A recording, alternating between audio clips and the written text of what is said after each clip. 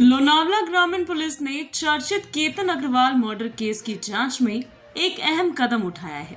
आज मुख्य आरोपी चेतन चौधरी को क्राइम सीन रिक्रिएट करने के लिए लोहागढ़ किले में ले जाया गया।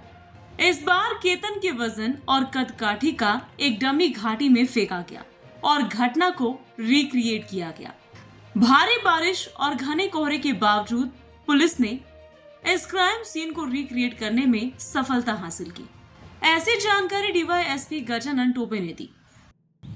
आरोपींना घेऊन आम्ही आज घटनास्थळाची परत एकदा निर्मिती केली होती। त्यासाठी आम्ही आरोपीला सकाळी आज लोहगडावर घेऊन गेलो होतो व त्यामध्ये मेमोरेंडमद्वारे त्यांनी आम्हाला सर्व काही घटना कळवलेली आहे। हो, त्यामध्ये आम्ही डमीचा वापर केलेला होता। Bureau report, V-SRS news, Pune, Maharashtra.